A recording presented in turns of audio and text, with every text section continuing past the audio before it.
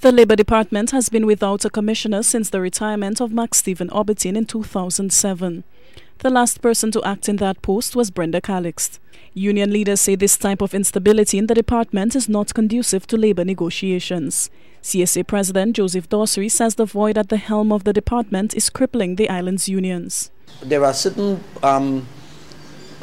job performances that are direct to the Labour Commissioner. The Labour Commissioner must perform certain duties as under the law, and only the Labour Commissioner can perform such duties.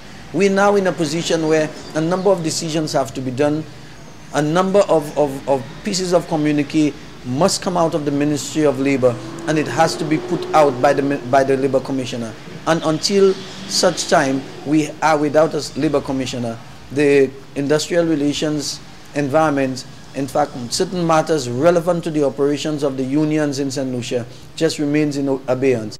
Recently, the National Workers' Union called for key appointments to be made in that department, adding that workers face uncertain futures with a department that is barely functioning.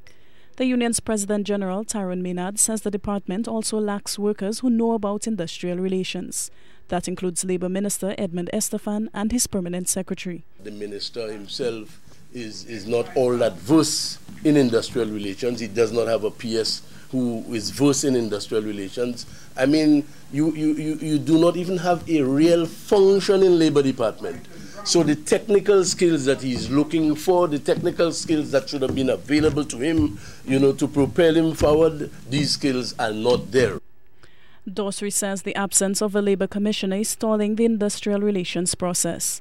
And like Maynard, he says there are many important posts within the department that remain vacant. There are a number of vacancies there that needs to be filled out. The minister needs to move swiftly and move decisively in ensuring that some of those positions are filled, but as soon as possible the position of the Labour Commissioner. I don't think the unions can sit by too much longer and await the minister to take his time in appointing a Labour Commissioner, and knowing that it affects the industrial relations climate and can do it in a big way in this country.